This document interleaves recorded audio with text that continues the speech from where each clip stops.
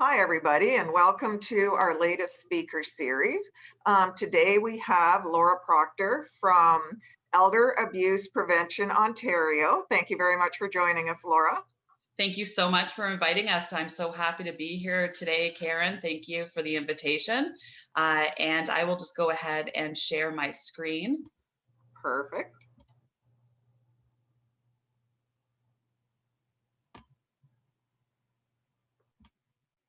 So as you can see today, we'll be discussing communication within healthy relationships. This is part of our Tea and Talk series. We do have 8 more Tea and Talk series on numerous different topics. And as Karen said, I'm Laura Proctor. I'm the East and Central East Regional Consultant for Elder Abuse Ontario. So of course, before we get into the presentation, I do need to take the opportunity to discuss who we are and what we do. Our mission, which I think everyone can agree with us today, is we envision an Ontario where all seniors are free from abuse and of course have a strong voice, feel safe and respected. And the action, the way that we do that is raising awareness, delivering education and workshops like I'm doing today, and training for service providers, and of course, working collaboratively with like-minded organizations and coordinating services and advocating for seniors across Ontario. So our tagline, which you'll see on all of our social media, we're on Twitter, Facebook, is stop abuse and restore respect. And of course, we all have a role to play in this. So we are mandated to roll out Ontario's strategy to combat elder abuse. I am happy to say that the province of Ontario was the very first province in Canada to develop a strategy to combat elder abuse. Other provinces have since followed, and we are generously funded by the Ministry of Seniors and Accessibility. So this is just a breakdown of what we do. So what I'll do is I will just flip my screen over and share our presentation for today.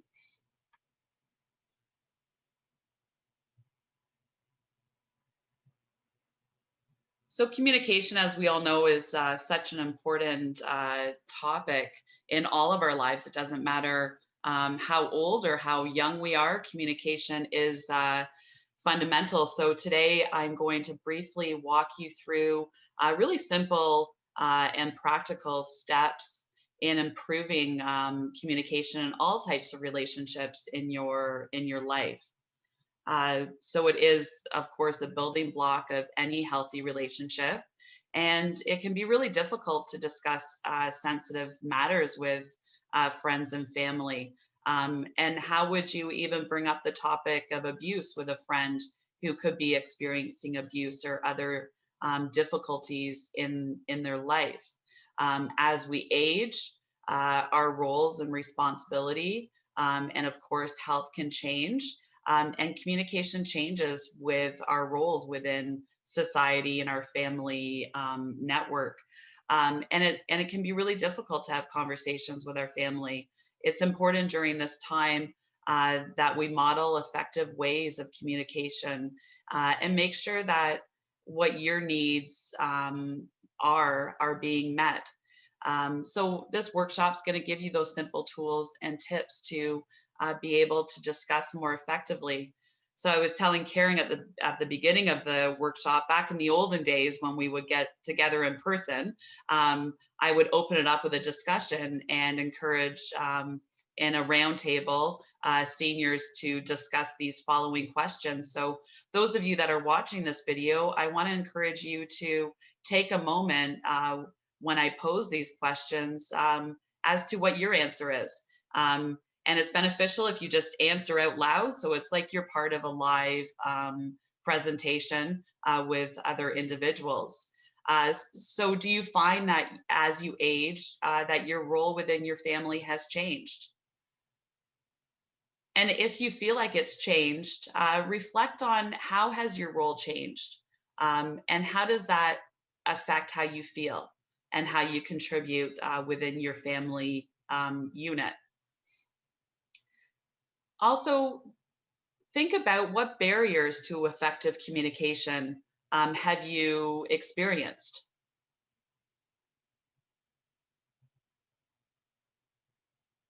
And these are some tips that may be able to make it easier for you to communicate.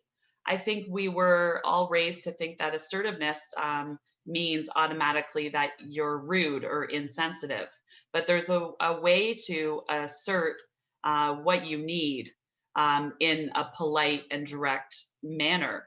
So, another discussion question, do you think you are assertive in a positive way? Um, Assertiveness is not always negative.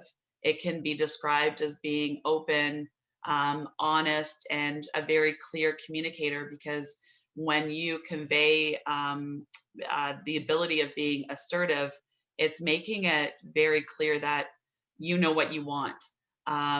It's also the ability to convey your needs to the listener, clear and in a very understandable manner. We often get set in our patterns of communication with family members, and certainly we tend to communicate a certain way with certain people in our lives, and sometimes that results in disappointing outcomes. So then that's when you know it's time to change how you're communicating. So in times of high emotion or stress, our family members may resort to falling into patterns of really ineffective communication, or even become verbally or emotionally abusive. Here's some signs when verbal communication can be ineffective and could be abusive: is when the volume goes up really quickly, violating that personal space that we all have, putting their face up to yours in a threatening way, which I wouldn't suggest in the time of a pandemic, of course. Threatening to take something away from you or physically hurt you. I hear this with a lot of seniors that I've worked with in the past, is that family members may threaten that they'll put you in a nursing home or a retirement home, and using that as a way to control the senior in their life. So that's definitely a red flag for obviously ineffective communication and slightly abusive. Belittling comments. You see this in a lot of families. There is certainly, I have yet to meet a perfect family. I'm certainly not from a perfect family. And sometimes people tend to belittle and put that person down in the conversation, or even start mimicking what you're saying, and trying to make serious conversations humorous. And people will do that if they feel really uncomfortable in the conversation. They'll try to use humor, which may not be an appropriate time to be using humor. So these examples of emotional and even verbal abuse behaviors are often perceived as normal communication within families. However, they cause really negative consequences to especially older adults. And if that sort of communication isn't stopped, it can certainly escalate as you continue to age and maybe your health deteriorates, and you need more supports. We've definitely seen families where this behavior continues to get worse and not better.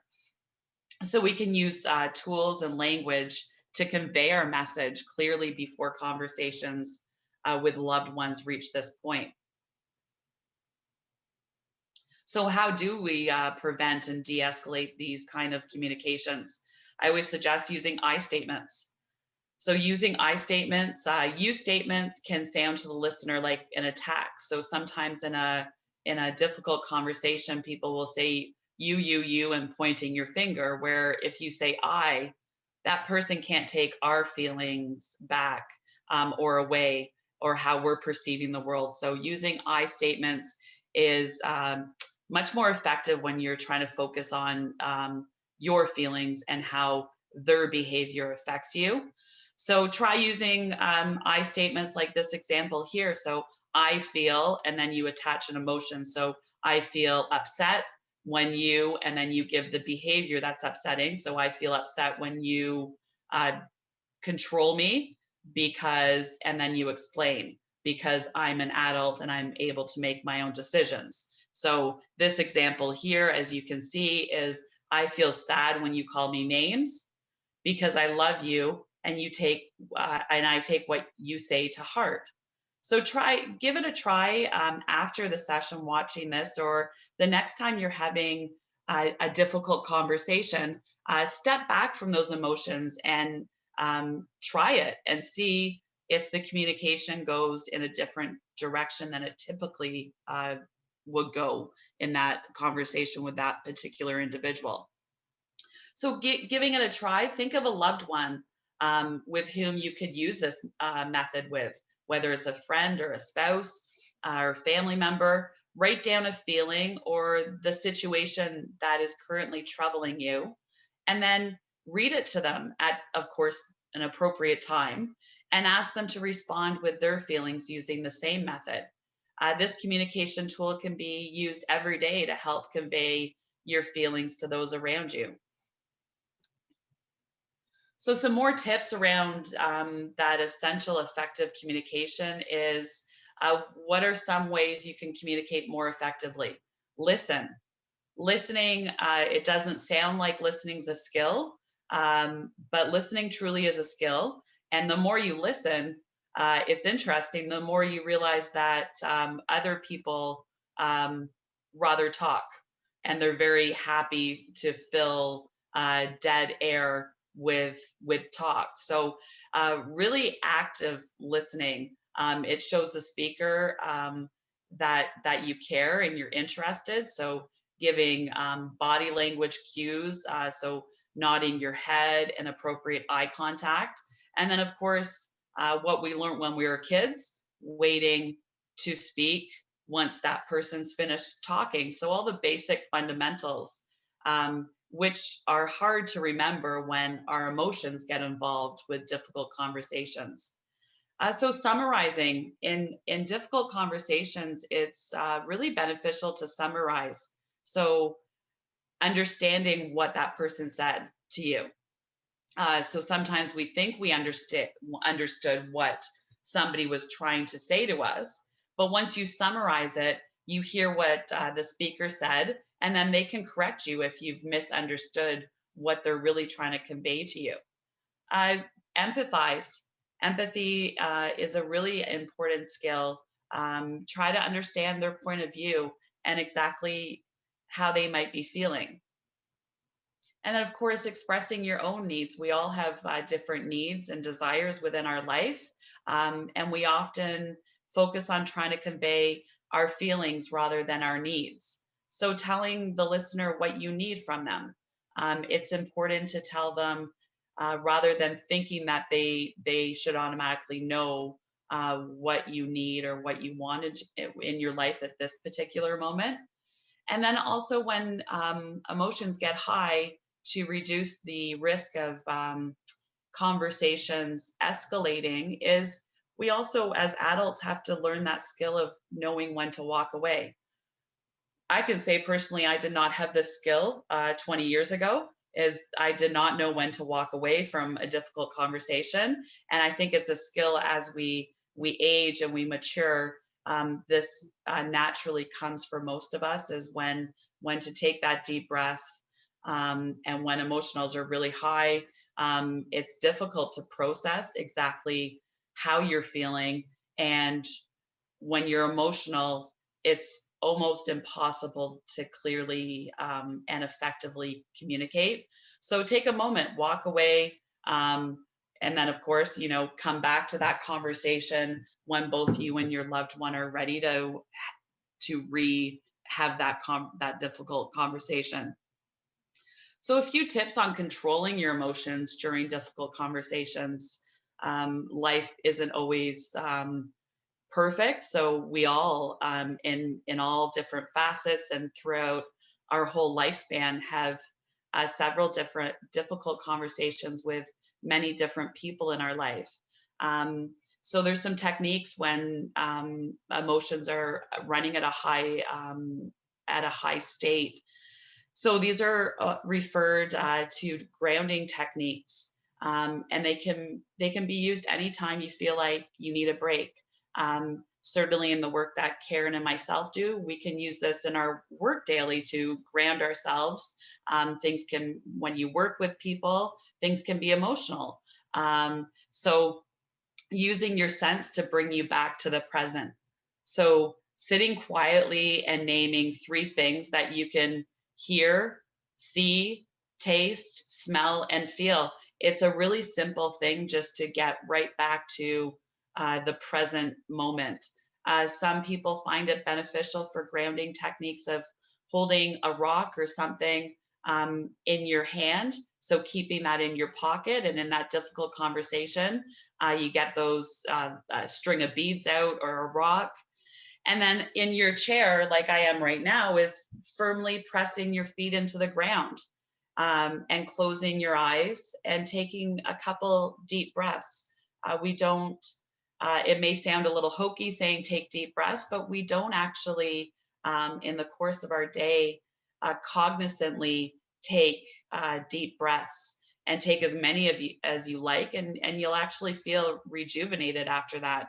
And take a break, do something you enjoy. Taking a walk when the weather was nicer, tending to our gardens. So what if you're not being heard? This is definitely a feeling that I'm sure everyone can think of a time in your life where you feel like you've tried all the tips that I have just gone through and that you're still not being heard. So think about a time where you weren't heard. How did it make you feel? And of course, we're only talking about ourselves in this presentation. In communication, it takes more than one person to communicate. It's important to share our needs to better communicate, for better communication, whether it be with a partner, friend, family, or even neighbor. That means sharing other good techniques and stating very clearly what you would like communicated to you. Sometimes the other person may not be open to having the conversation, and you could get a negative reaction. You can't force somebody to communicate with you, and we all know that here today. If you would like to work on strategies to communicate more effectively with your loved ones and aren't having success, I've worked with a lot of families in the past that have very complex and ingrained complicated family dynamics. And they've had a lot of success with family mediators. There's family mediators all across Ontario. There's even family mediators that are specialized elder mediators, and they can navigate having those difficult conversations. And then, of course, counselors are always a good support for you or your family to help you work through really difficult conversations. And of course, language barrier is sometimes an issue, and there's always interpreters. And the Association of Family Mediators also have mediators that speak multiple languages. So what do you do if you need more help moving forward with healthier communications, or if you feel like you, because of your family dynamics, that communications have become emotionally or verbally abusive? Where do you go to get help? You can always call me at Elder Abuse Prevention Ontario. We do hundreds of consults in a month. So you can always call us for more resources. And then everyone knows about 211. They're a great resource to get supports and services right in your local area. And then you can see there's the mental health hotline, and then the immigration services, which will link you to translators and legal services and such. And that is the end of my presentation today. I do want to thank everyone for attending. And if you have any questions, please reach out to us. You can reach Elder Abuse Prevention Ontario at 416-916-6728. And also we're lucky here in the province. I'll bring it up on my screen so visually everyone can see it, is we're lucky to have the Senior Safety Line. And it's a great resource. It's province-wide. It's free, which is always nice to hear of something free. And it's available 24 hours a day, 7 days a week at 1 866 299 1011. And it's managed by the Assaulted Women's Helpline. So you will get a counselor on the phone, and they can translate up to over 150 languages, which I think is, I didn't even know there was that many. So that's a fabulous resource for anyone that is looking for assistance and help. So I do want to thank everyone again for attending, and have a wonderful day. Thank you very much for joining us, Laura. Lots of great tips for everybody there. And yeah, it's a lot of good information. So thank you again, and we will talk to you later. Thank you, everybody, for watching. Bye-bye.